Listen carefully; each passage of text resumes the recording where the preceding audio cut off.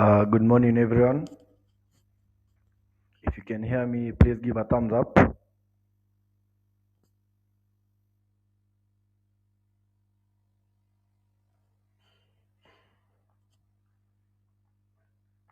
Thank you. I can see we are only seven currently. I think people will be joining as the meeting continues. So, my name is Christian Okemwa from ACCUREX. ACCUREX is a human resource consulting company. Our primary offices are located at Ends Business Park along Mombasa Road, Block A, second floor. Uh, Today we have our webinar. Oh, before I continue, let me mention some of our services that we offer at ACCUREX. We have different services from training. We also do HR consulting, team building, recruitment, coaching and mentoring. We also have outsourcing, payroll management, CV writing, letters, and LinkedIn profile. We also have our software. It's called People HRIS. It's basically the automated side of HR with less paperwork. And yeah, we also have coaching and mentoring. I think webinars might fall under coaching, if I'm not wrong. Yeah. So today's webinar will be done by John Nwero. I believe he's already in the webinar. I can see him. When his time comes, I will give him the opportunity to introduce himself. We also have an exciting topic today. Our topic is the changing role of the CEO in a digital and driven world. So we understand that in today's world, we're in a digital world, and basically a lot of functions everywhere, from basic things like M-Pesa, paying for your fare in the morning when you're going to work, is part of the digital world. And today, John will be taking us through that topic, the changing role of the CEO in a digital and data-driven world. Yes. So I think I'll give, at this juncture, I'd like to give John the opportunity to introduce himself. Thank you. Okay, morning everybody. If you can hear me, just maybe give me a thumbs up. Morning, how are you everyone? Okay, thank you, Charles. Yes, I'm glad to be back here to share some of the learnings that we've acquired over the years and to be able to also hear from you as to what is working and see ways in which we can adapt to the changes that are happening all around us at breakneck speed. Now, how many of us on the call are at C level? Maybe you're a CEO, CFO, CMO, CCO, COO. How many of us are at that level? Okay. How many of us aspire to be at that level? How many of us are thinking of becoming a CEO of a company someday, or maybe a COO or a CFO? How many of us? Okay. Before I load my PowerPoint presentation, uh, Accurex, I can see your hand up. Please go ahead. No, I was just raising my hand. Uh, Oh, you want to be a CEO, Aspiration. a CFO, Want to a be a CEO CEO one one day. day. Okay, good. All right. Thank you very much, Christian. Yeah. Now, for anybody who has an idea of where they want to go in life and what they want to achieve, especially in the world of work, the goal of being in a C-level position is usually a very big one. Okay, it's one that people really look forward to. But now, what I'd like to find out from you and what I'd like to hear from you is when you think of a CEO, maybe like from about 10, 20 years ago, what comes to your mind as to what would have made a good CEO? Anybody who would like to share? What are some of the qualities that would have made a good CEO? Anyone? even on chat. I'm also available, and you can also just share your comments on chat. Okay, I can see one, confidence. Thank you very much from ACCUREX. Anybody else? What are some of the other qualities that you would say make a good CEO, or would have made a good CEO, maybe even as little as 10 years ago?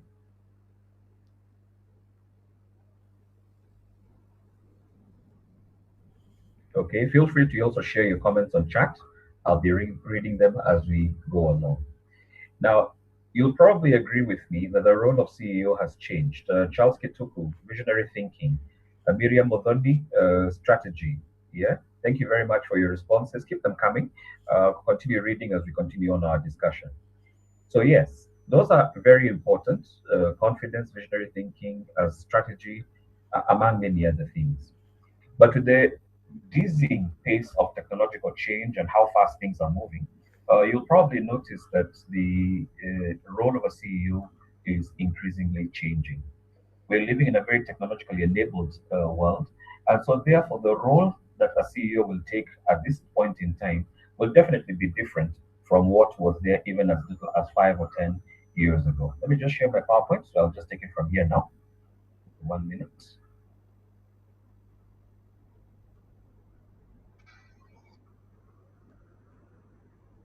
Yes, it will be a very different. We're living in a very different environment from what was there even as few as 10 or 15 years ago, which therefore now brings to the fore the question as to what a CEO would need to do, would have to, or how a CEO would have to do things at this particular point in time. Just 1 minute.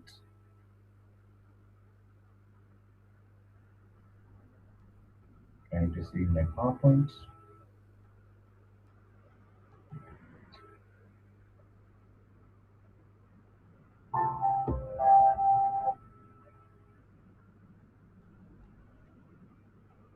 Okay, 1 minute. Let me just load my PowerPoint, and then we can.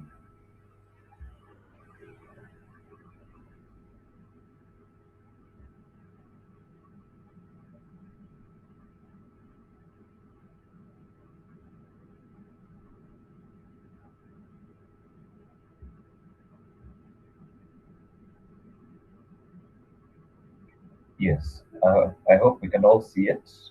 It should be loading at any time from now.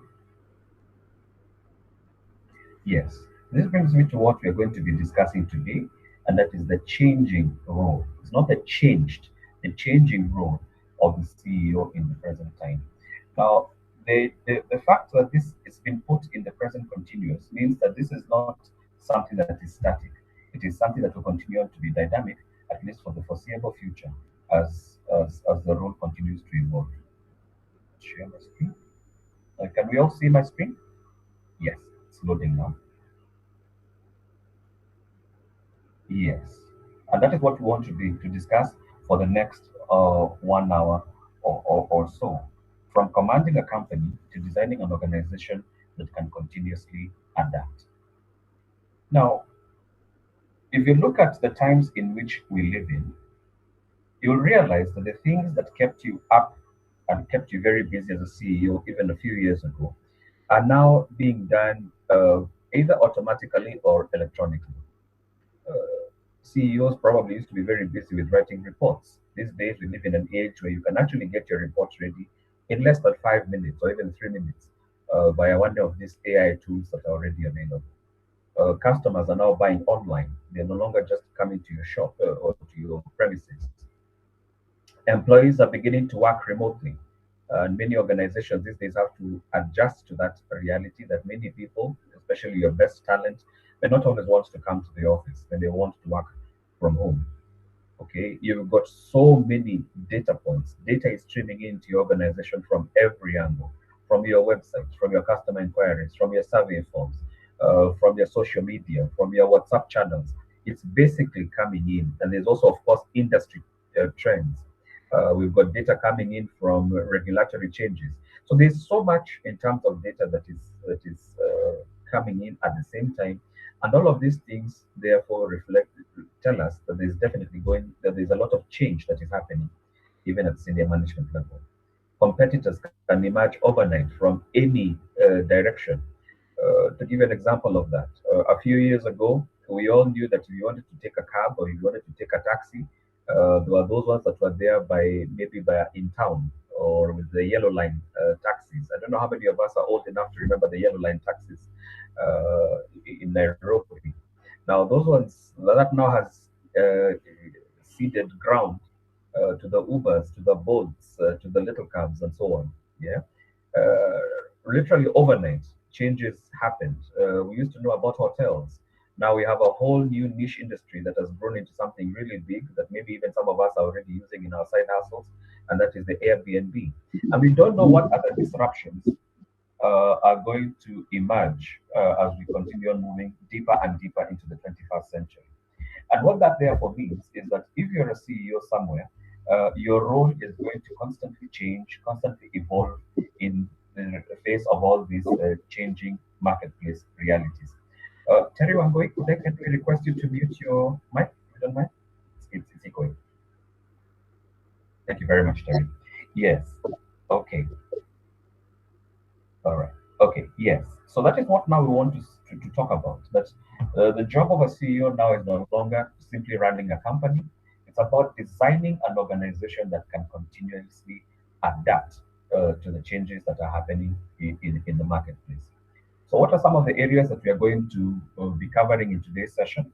We're going to talk about the five forces that are reshaping leadership. We're going to talk about the old CEO versus the new CEO. We're going to talk about seven new CEO responsibilities. We'll look at a few examples from Kenya's digital economy, the numbers and what they tell us. We'll also look at making data driven decisions.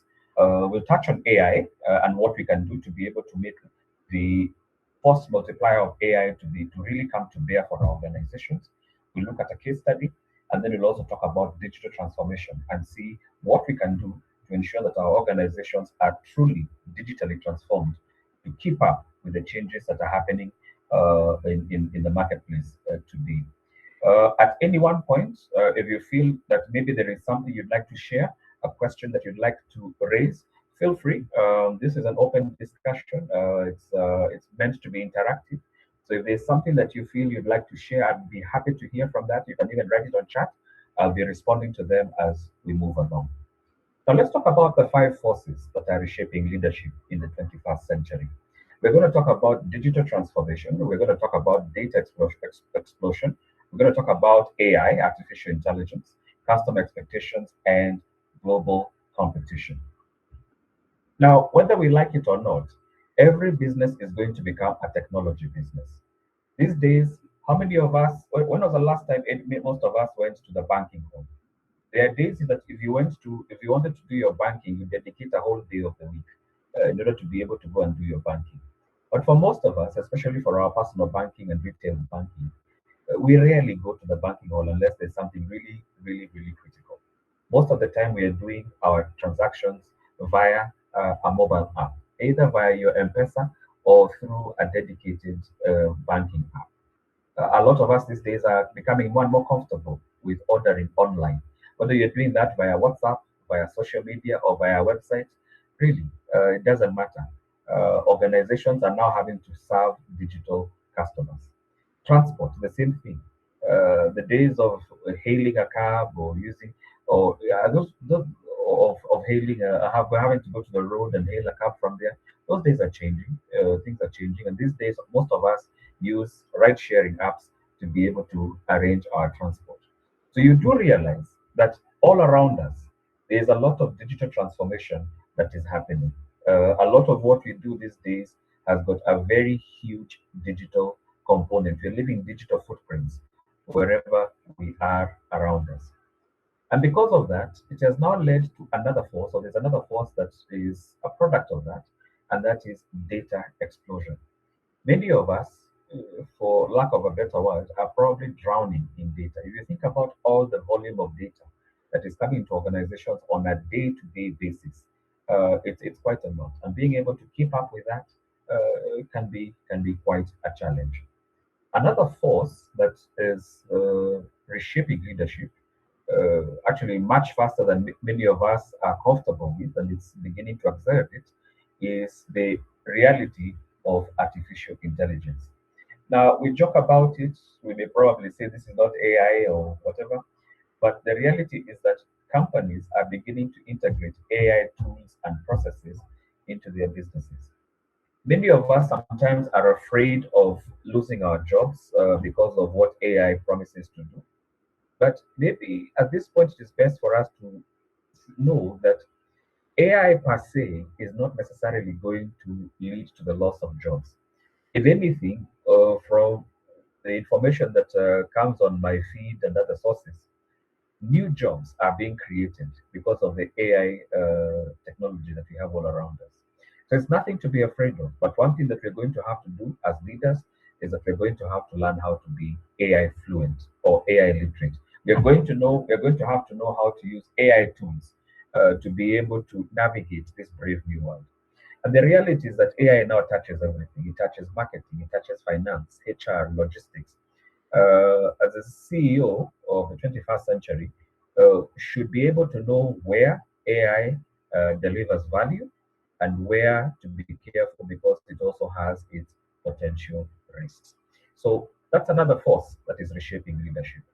Then again, there's customer expectations. Customers these days are not willing to wait for you to respond. They want instant replies. They want the experiences to be personalized and customized.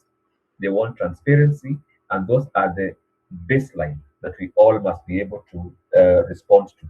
We have to be able to design organizations that are responsive, that are able to customize to customer needs, and that are transparent.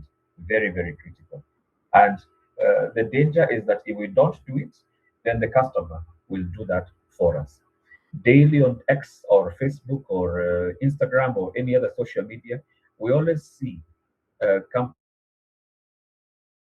having to retract, having to apologize, having to clarify. And the reason for that is because something in their systems has failed a customer. And maybe the customer took a screenshot, put it on social media, and before long, it is viral, and everybody is talking about your company and your organization in not a very flattering light. And that's when you begin to realize that even others now crawl out of the woodwork. That even those ones who probably were dissatisfied with something that happened at your organization, now that is when now they come. Yeah, even me, it happened. Even me, it happened. And before long, you have a real firestorm, media firestorm on your hands.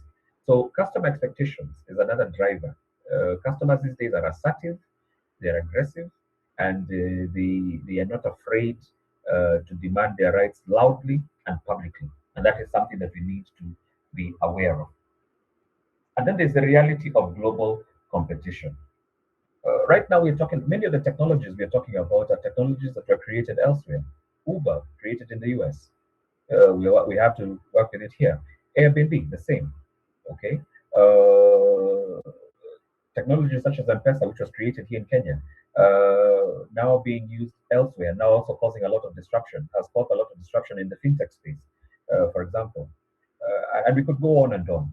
That we're increasingly living in a global village where something that is probably built in a garage somewhere in San Francisco or Amsterdam or Cape Town or Lagos or Accra or Nairobi could quickly scale and begin to have real impact in your business, maybe in a place that may be totally unrelated.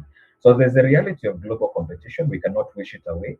We don't know what disruption in quotes is going to come our way and change the way business is done in our industry. So we need to be aware of that. And this is not something that we can do anything about. It's not something that we can change. It's just something that we're going to have to live with and learn how to operate in this global environment. Yeah, things can scale so quickly, and before long, you realize that now these are things that you have to deal with in your local economy.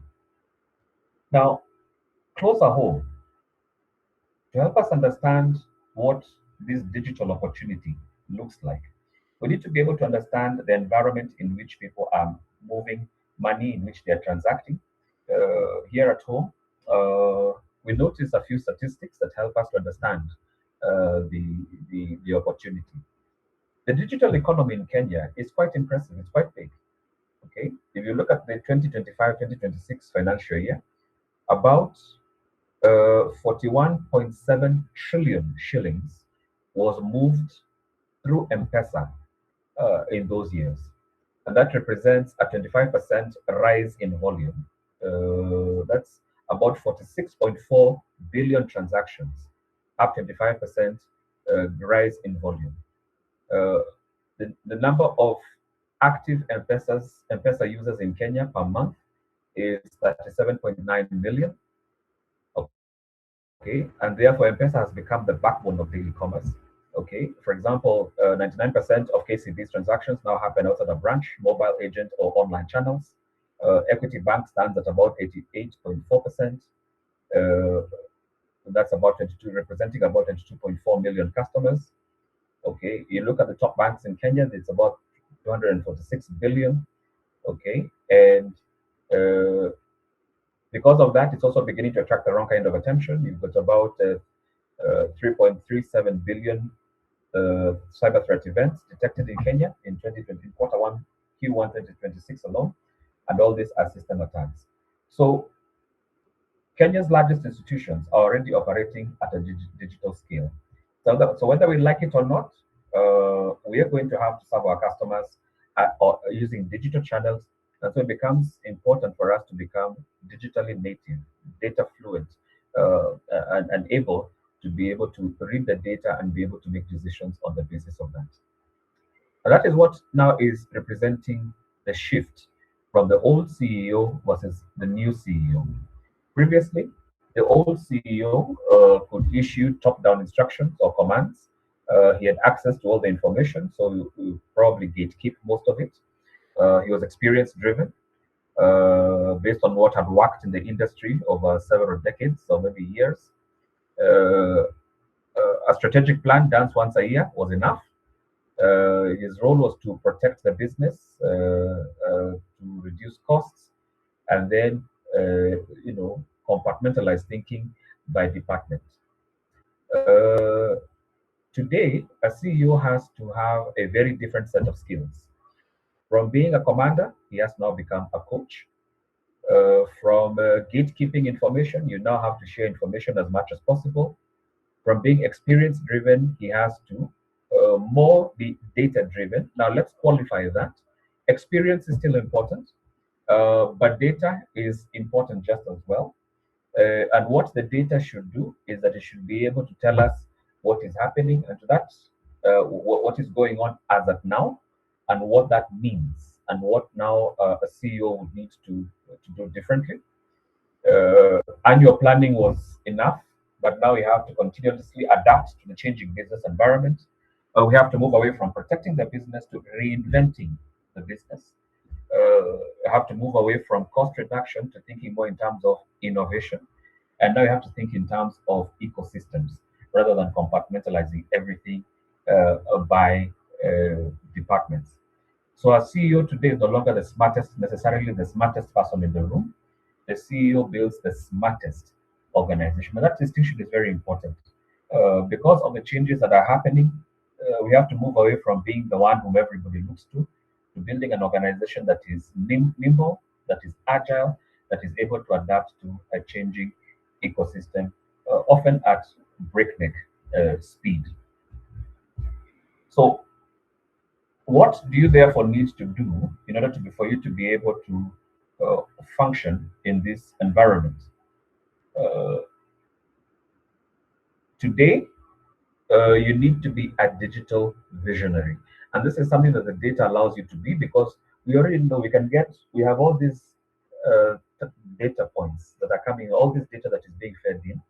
So a CEO needs to be a visionary, needs to be able to look at the data and say, where is the data leading us? Where is it taking us? What are we becoming vis-a-vis what we have always been? So the digital space is really beginning to force us to evolve away from what we've traditionally been to what we must be in order to be able to survive the changes that are happening. The other thing is that uh, through the use of data, we'll also become it becomes easier for us to be able to know the customers that are profitable. where is it that we are losing money, and be able to optimize our solutions, our services, our products, and our operations to be able to go to that goal. We have to treat innovation as a process. We have to experiment, to rapidly test, learn from failure. We have to allow our staff to be able to break a few things, okay, so that they are able to, in the process of that, be able to create new ideas, new products, new services, and we have to be aware of that for us to lead. But then obviously, this is something that we need to be able to look into. We can't avoid it.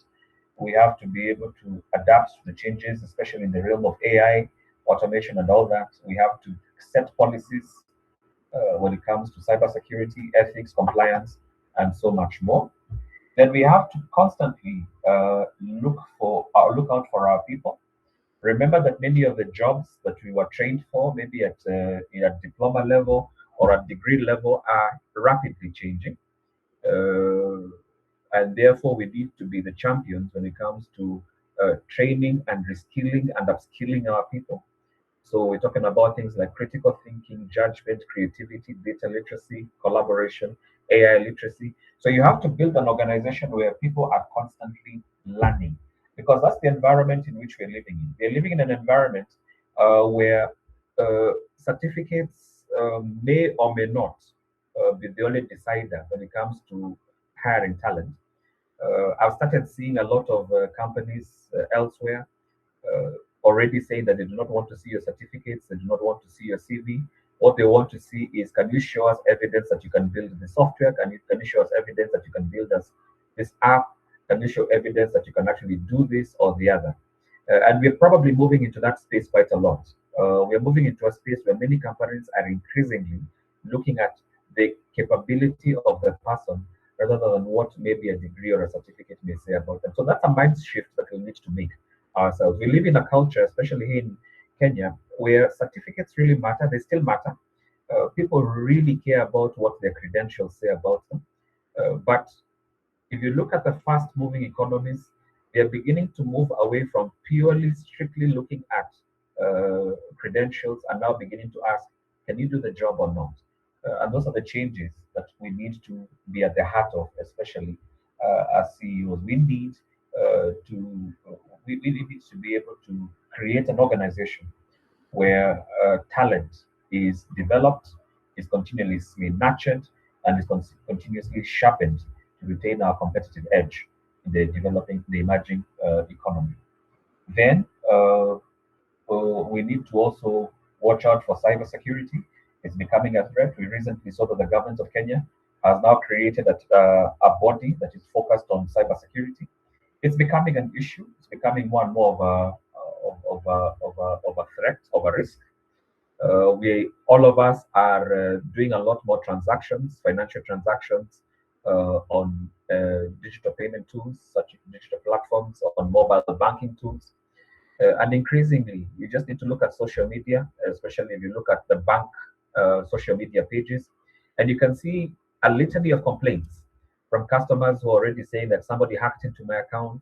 And this is a problem that seems to be cutting across all banks. All banks at some point are dealing with this. So we are dealing with that.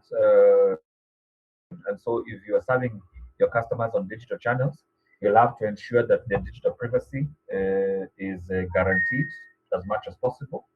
We're all aware of how expensive it is to have data breaches. Increasingly, the Office of the Data Protection Commissioner is becoming much more stringent. So these are things that we need to be aware of as emerging issues. And then, most importantly, we need to begin to think in terms of the culture that we want to architect or orchestrate in our organizations. And this one, I'd like to just discuss a little more on this. When you think about culture, we usually think, or sometimes when the phrase culture comes, many times, sometimes people think in terms of the, of the what, of how that culture is manifested or expressed. Okay, think about our traditional dances. We think about our the customs we perform, maybe around the birth, around the marriage, around death, and people say, look to that and say that's our culture. But in this context, when you talk about our culture, what are you talking about? You're talking about our way of doing things. That everybody knows that if you have this organization, this is how they do things.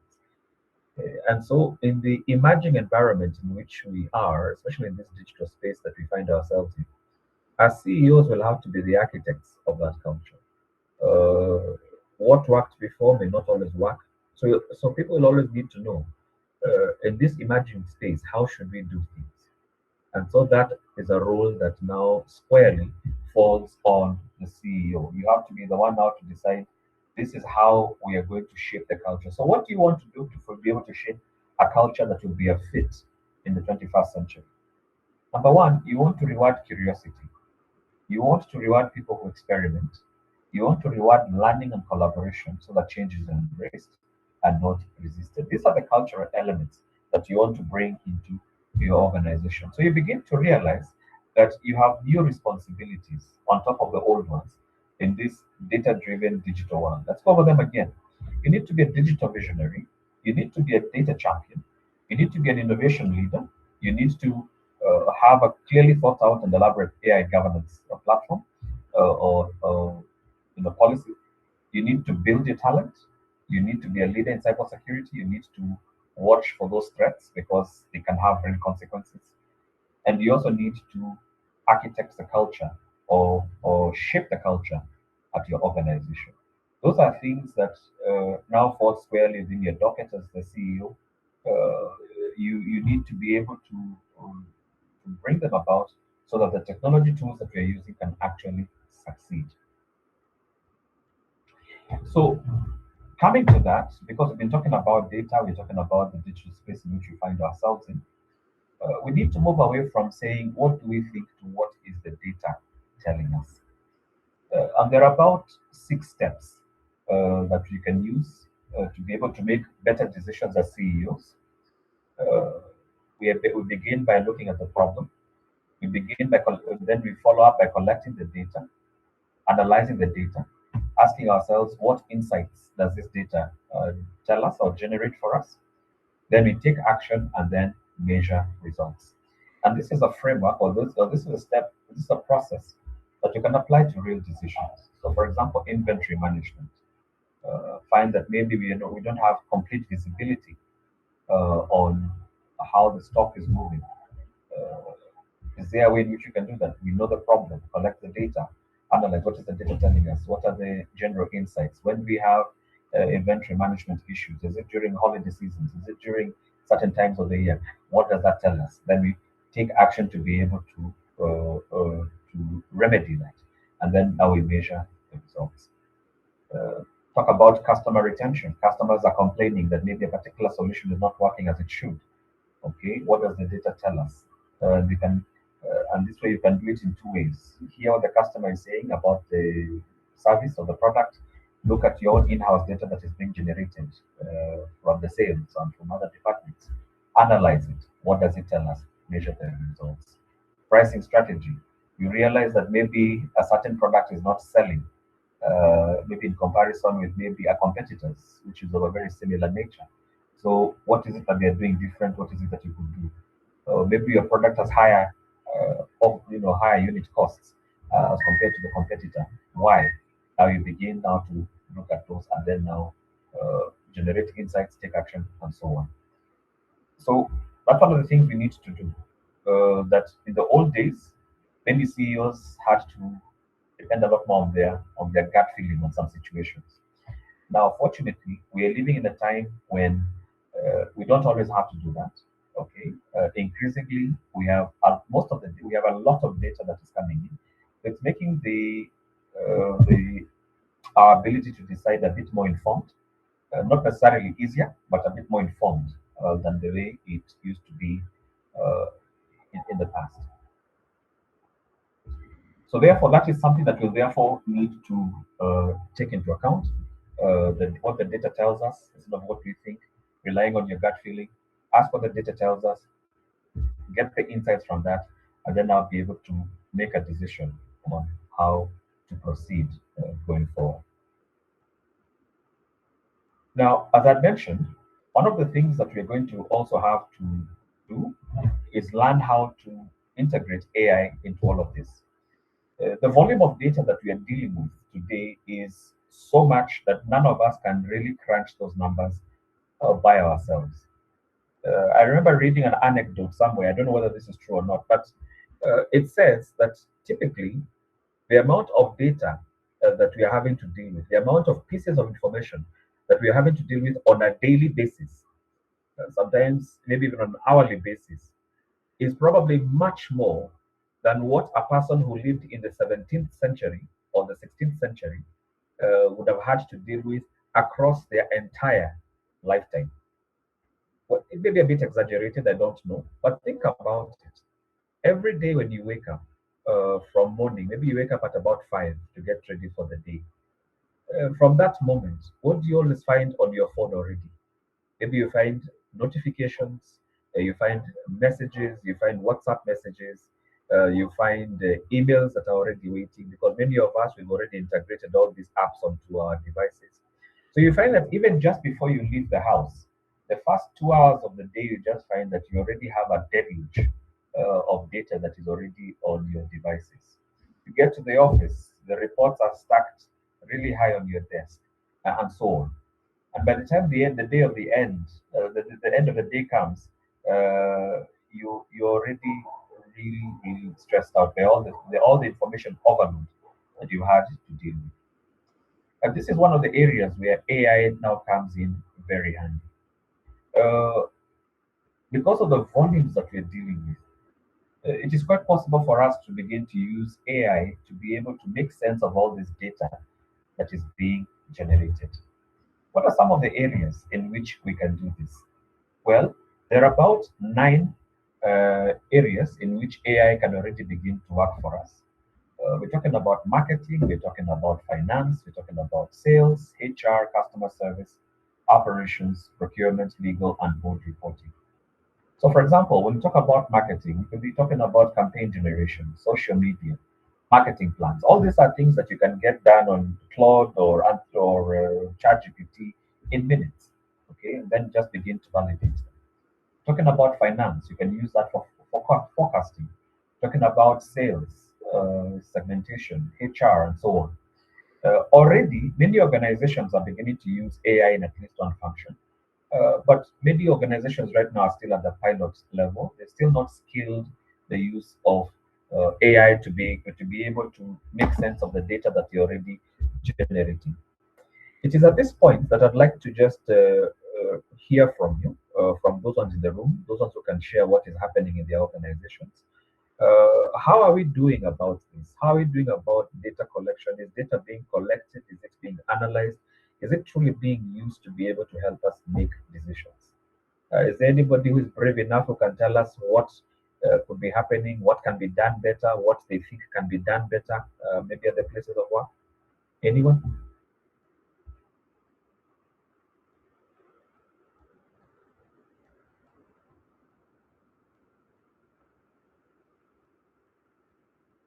Anybody?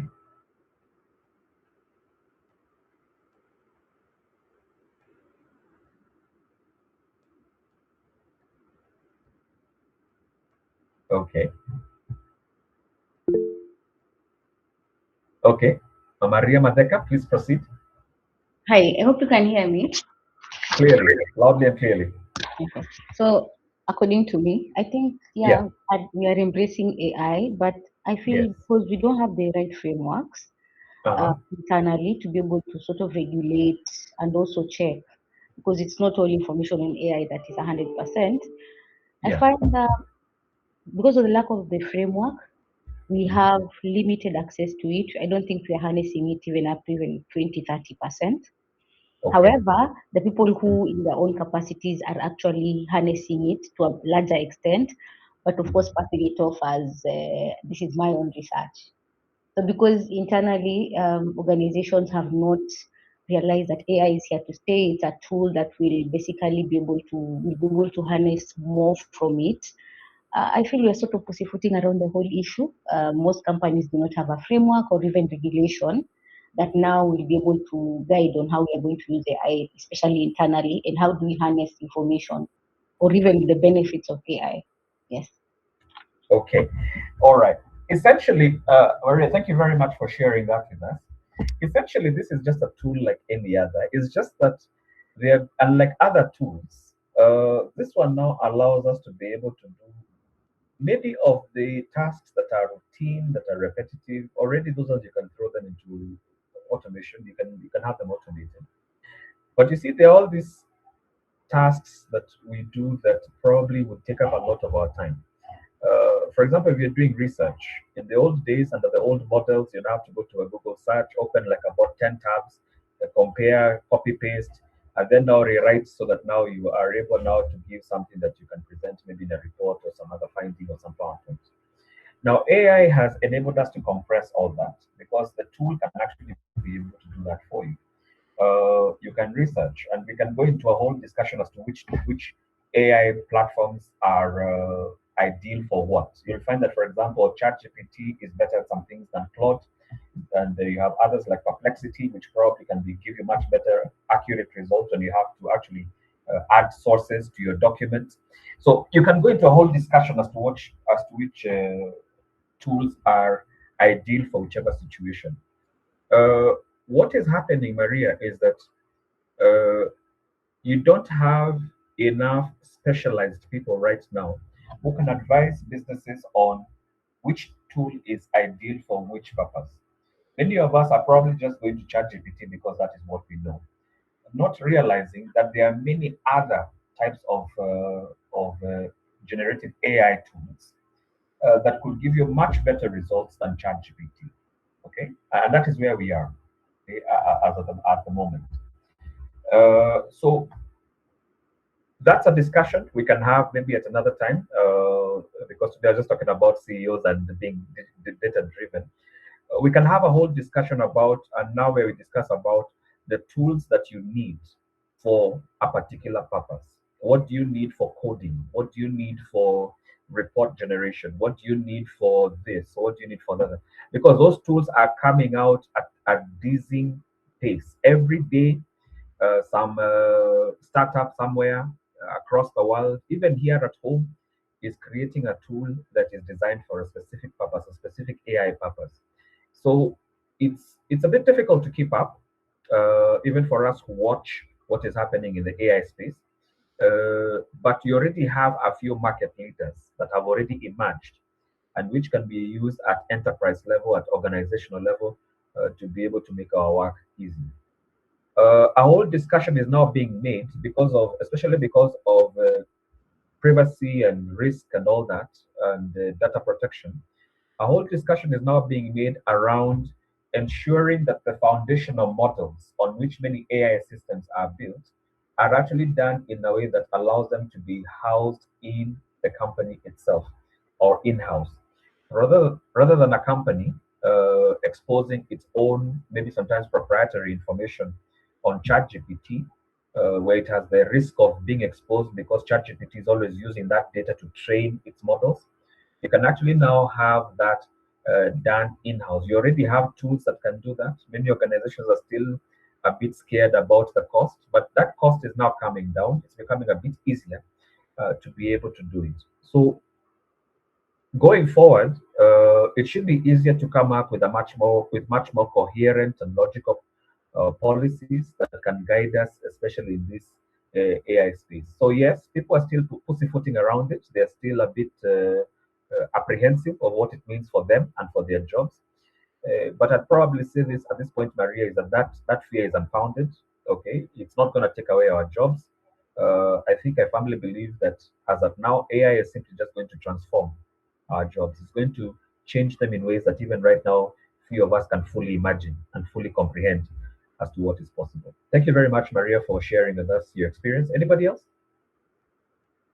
Or Maria, have I answered your question, or do you still have a follow-up question on that? No, no, no. I think you've clarified it. Thank you. Okay. I'll be happy to discuss it further with you later. But thank you very much for sharing. Anybody else who's beginning to see how this is working for them or whether it's working for them?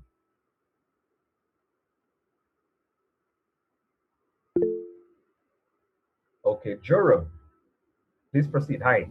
Hi, thank you. So, for my experience, I think the main issue with AI, maybe at where we are at the moment, is we have a very big gap on governance framework. For example, when you use a certain AI and it gives you maybe a reference to a wrong source, uh, what should happen? And for example, which tools should be approved maybe within the workplace, at what point, what type of the data should be uploaded in the AI, and also those frameworks, like a policy wise. Yes, normally, yes, I can say maybe there are companies with general policy on AI, but at what limit, based on accountability, responsibility, and also the ownership, and also on data protection aspects.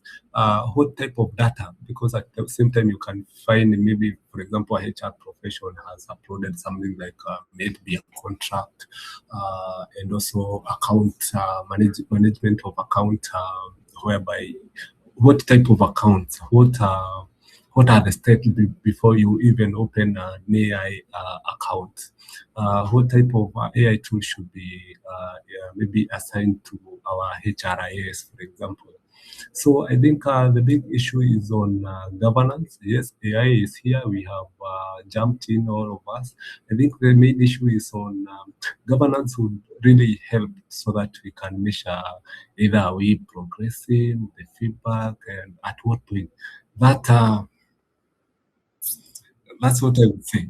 Because for example, if you can highlight when since the AI came, it's very much open. But what has been across that period? What can we say AI has done for us? What have we done for the AI? You see, they're very preposition on all aspects. Okay. So, Okay, Jerome, thank you very much for that question. Um, I'll start with the first point that you made about what we call hallucination. I think that's what you were referring to, Jerome, where AI does not give you the right answers or create something out of the blue. Okay. Uh, where it has gotten to, we are getting to a point where the models are becoming better with each passing day. Uh, because of the way AI works, and right now I don't want to get into all the details. It can be a bit, it can be a bit technical. It can be a bit technical for this meeting. It's it initially led to that. It led to situations where you had quite a bit of hallucination. And hallucination, I mean, where you prompt something, for example, on ChatGPT or another tool, and then it gives you an answer that is very far-fetched. But that really had to do with the kind of amount of data that had been on which that machine had been trained on. Okay, because AI, uses vectors. It is able to take a word and say that king is closer to queen, and it is closer to maybe policeman, as an example. So even as it is generating content, as it is generating text, you'll probably look at the words that are closer vectors to a particular word. I'm really trying to simplify something that is very technical here. So that is changing. And the reason why you had a lot of that hallucination where it gives you something far-fetched is because we're using a different type, we're using a very basic type of AI model called the large language model, LLM. And LLMs or AI systems that are built purely on LLMs have had that problem. But the reason why I say that that is something that is going to become better with time is because we are now beginning to see a lot more of thinking models which try to mimic the way humans think about a problem. Okay? And the better these thinking models become, the more likely that these models are going to be perfect or hallucinate as they have been before. So that is something that is developing, and it is developing at a breakneck speed. You have I've seen tools that are beginning to create some very impressive results because of the use of what we are called thinking models, and they use that very carefully. Okay, so that is something that is rapidly changing. Now, in terms of the value that this brings, and now that brings me to your second question, Joram, how do you create value? Joram, have you ever thought about that question? How do you create value? Uh-huh. Okay. On value creation is dependent on now, for example, the success picture you have in mind, and also maybe Yeah. on deliverables on expectations, Mhm. and then now you can work towards them. Now there should be identifiable metrics. Yeah, exactly. And you see, you basically create value if you can make somebody's life, improve somebody's quality of life from what it was. If you can give them a product that maybe works better, uh, maybe looks better. Okay, it's a very difficult animal to concisely define, but it has very many aspects. But we can all easily recognize when value has been created. Now, AI is not going to do everything for you. Okay, AI will definitely create value in some very specific places.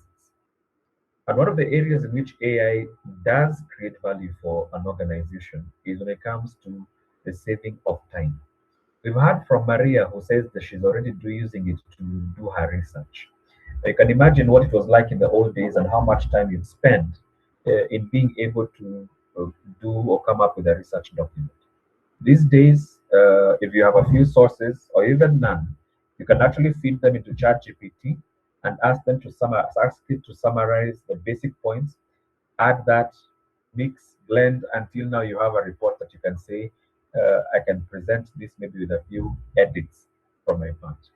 You look at the value created in terms of time, in terms of the generation of ideas that maybe you may not even have looked at.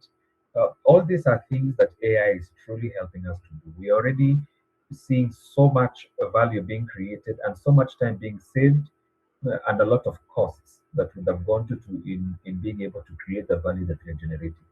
It is flattening that it's flattening our costs in terms of time and in terms of money. It's just a question. What many organizations now need to do is to be able to map out the areas that probably are repetitive, that are tedious, and to begin to ask the question: is there a way we can do this faster?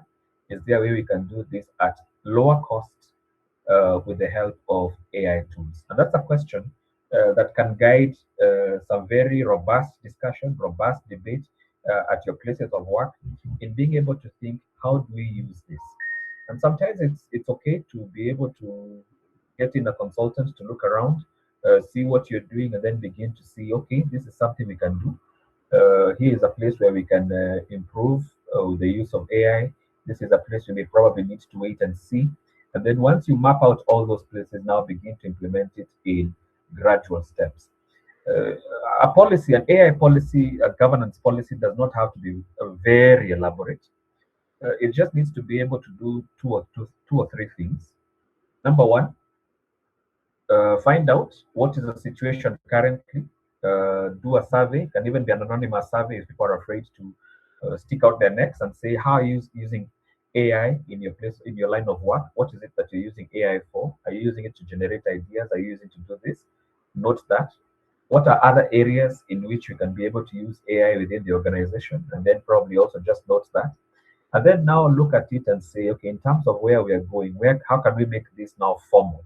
And now this becomes a formal policy that now works for everybody, has got everybody's input, everybody's included, but there is also a very clear direction forward as to how to use AI.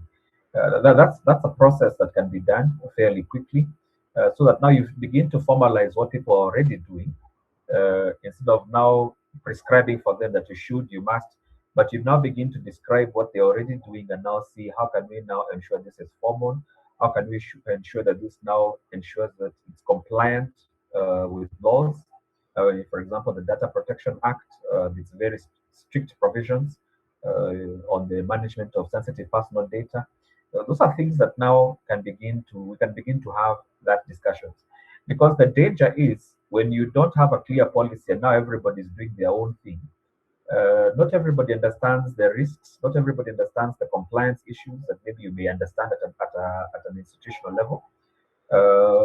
So you may need to actually bring it out in the open, let it air out, so that now you can begin to help people understand that much as this tool is very powerful and much as it is useful, there are all these other things that we need to be aware of. We need, for example, to understand what the legal framework in Kenya is that governs cyber use.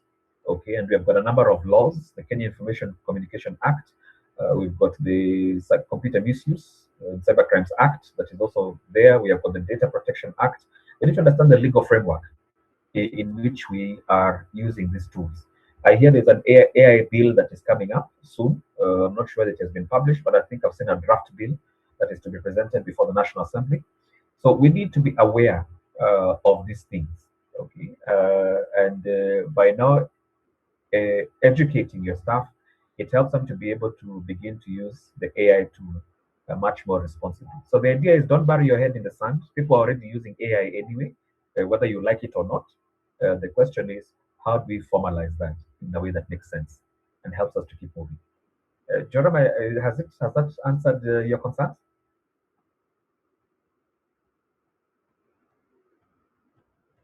Jerome, you still there? You still on the call? Okay. Anybody else? Anybody else who's got maybe something you'd like to point out? Okay.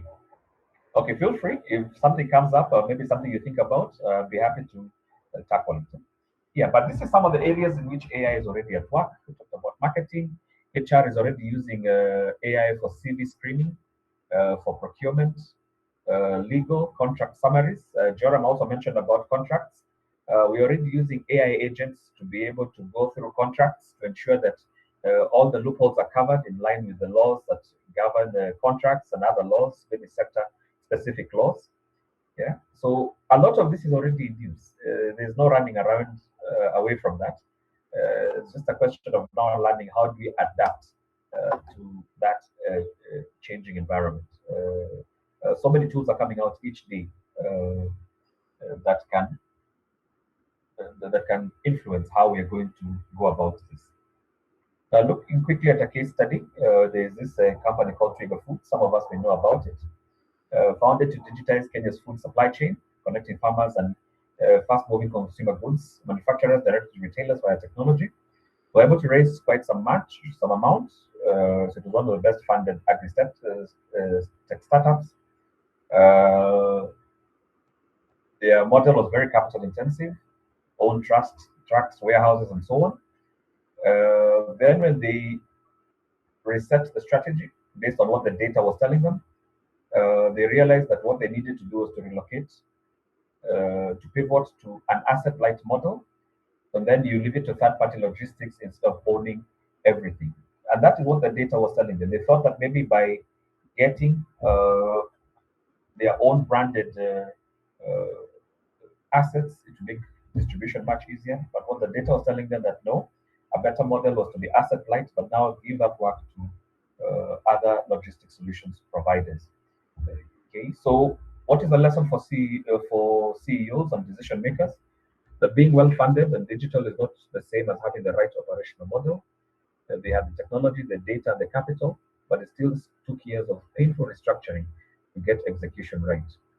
Yeah, so strategy and data must continually reshape how our business actually operates, not just which tool it uses. So we just don't want to be digital and think that that is enough. We have to be able to bring the two. What does the data tell us? What does that data inform us about how the strategy should evolve? Okay, and that is a very iterative process. It's not something that you can do once and then forget about it. It's something that has to be done regularly, iteratively. to be able to get it right so that you can get execution right. Now, looking at this PowerPoint, yeah, looking at this slide, we can talk about the 7 levels of maturity.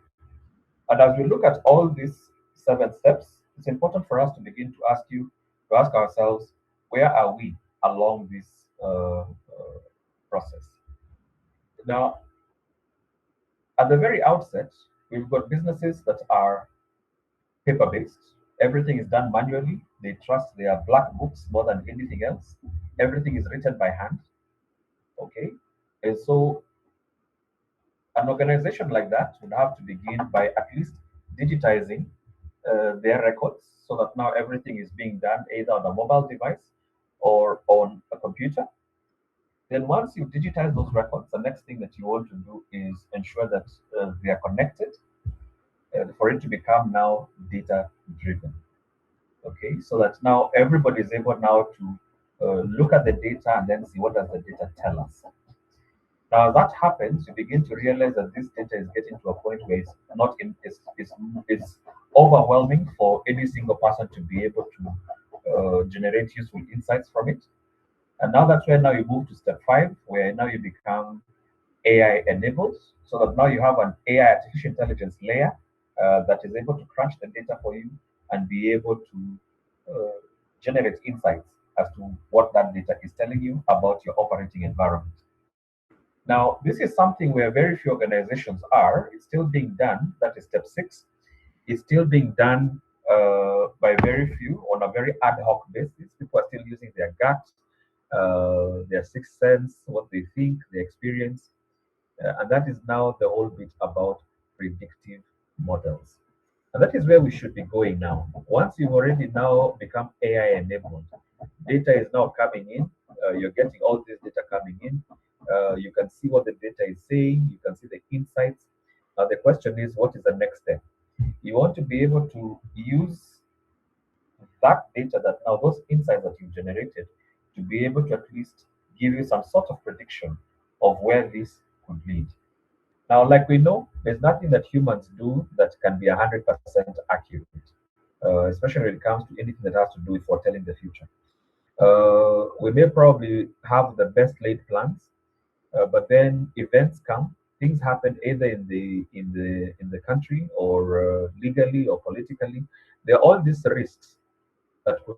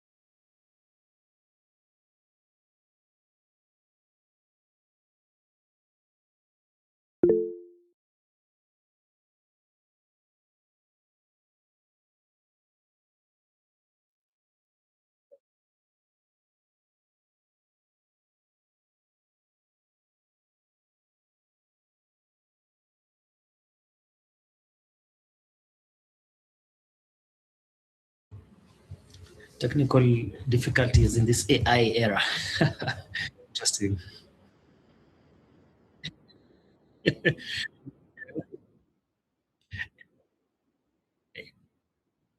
Yeah, I know. They say this technology, see, in case maybe one of the days AI goes down, then we can see how we can be able to operate on our own.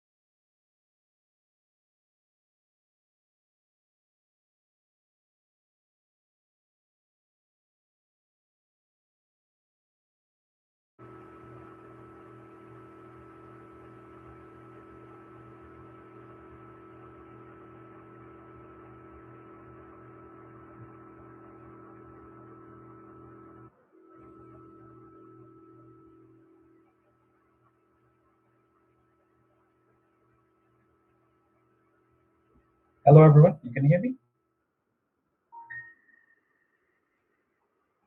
Okay. All right. Sorry for that. There's a bit of a mishap, I think, with my internet, but I think we can continue. Yes. So once you've reached, we're talking about the process, the 7 level digital maturity model that you can begin to implement in your organizations to be able to become much more digitally native. Uh, let's just go over that again. Sorry for the interruption. Let's just load that.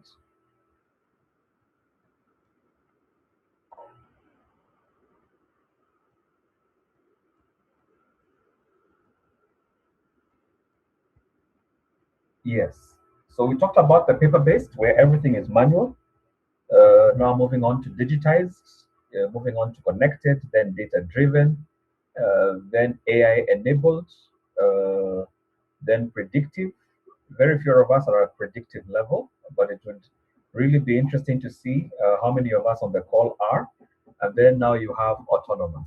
And here we're not talking about the whole bit about agents and so on, and all the tools that are now uh, becoming possible now. So what you need to ask yourself is, where do we sit on this ladder today?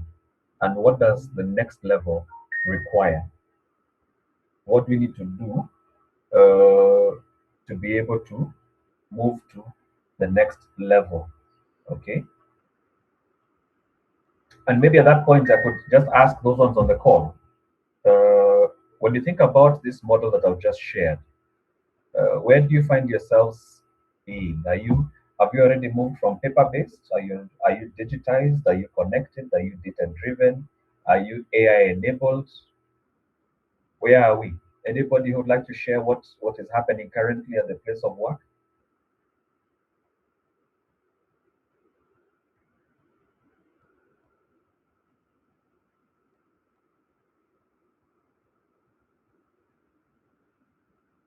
Okay, something to think about.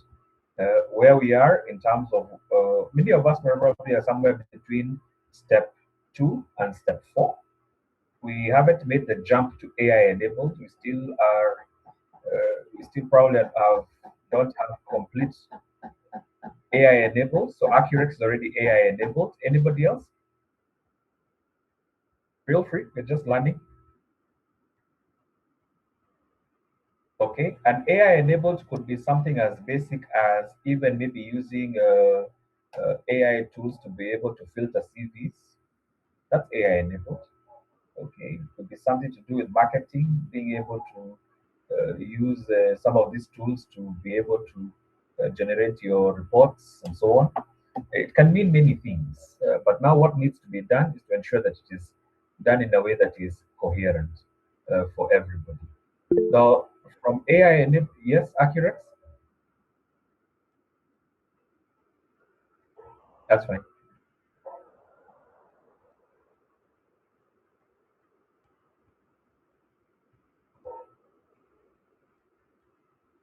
Hmm. Hmm. Yeah.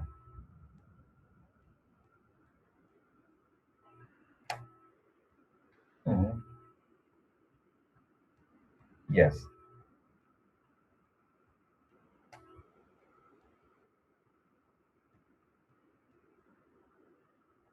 Yes.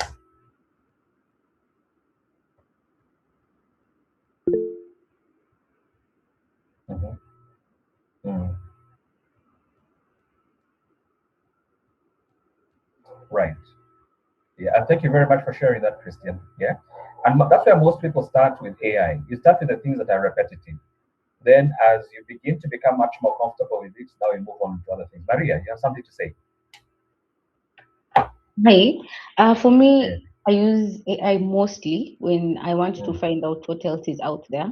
So, Mhm. let's say I'm developing let's say I'm in HR. So if I'm trying to see what is out there in terms of the graduate management program, what are people innovating, what has been done for succession planning. So I use it more to research and also get best Yeah. practice as opposed to just Mhm. the tasks which would Mhm. also be maybe something I would use it for. But for me, at my level, I use it more to find out what is out there Okay. and what can I emulate for best practice. Okay. Maria, if I could just ask you a question on that. Your HR department, is it also in charge of learning and talent development? Yes, I do a lot of Okay. things. So yes, Okay. Which is one way that AI can also help you at the place of work. Let me yes. give you a few ideas. For example, when it comes to in-house learning, trainings, and so on. Okay, that is one area where you can use so that you also have an in-house way of being able to train your people. There's some things where you probably would need a training consultant to come in. There are other things that you can train in-house. AI can help you do almost anything now. You can create learning content. You can create curricula. I think that's a proper plural for that. You can create videos. Okay, we have tools that allow you to be able to create videos, learning videos. You can create podcasts. You can create tools. There is so much uh, because that's partly what I do. I train people in how to use AI as well. Uh, I constantly see all the ways in which businesses or departments like HR and others can be able to use AI to be able to upskill, to be able to reskill, to be able to manage your HR processes. So much is available now. So I'd encourage you to keep learning as you're doing, to be able to know what is also out there. There's a lot that you can do in house to be able to train your people. Okay, so thanks for sharing that. So at least there's an element of being AI enabled over there. But I think what we are learning from this presentation is that we need to now be able to become a bit more coherent, to be a bit more consistent in how we use this tool to be able to crunch our data, to be able to see what our data is telling us, to also be able now to begin to do predictive modeling, to be able to see what vision of the future and what vision of our business is this data leading us to. Okay, then eventually you can get to a point where now you can get to a much greater degree of autonomy because we know what the data is telling us. We can model agents, we can do all that that can begin to take away some of these tasks so that now we can focus on things that truly matter. We can now build our organizations much more. We can scale faster, okay, because we already have models of our digital capabilities are mature enough to be able to help us scale our businesses much faster, which would be a really good goal. Okay, if you're to build your digital framework in such a way that it needs very little or very minimal human supervision, that now frees you up, now be able to do many other things, that many other interesting ideas, projects that will help you grow in your business. If you notice, businesses that do well, that grow well, they get their systems right. That's their human systems supported by their digital systems. So it is important for us to be able to get this right, to ensure they talk to each other, they work with each other to be able to achieve those goals. So always ask yourself, where are we as far as digital maturity is concerned? Where are we today? What is the next level? How can we get to that next level?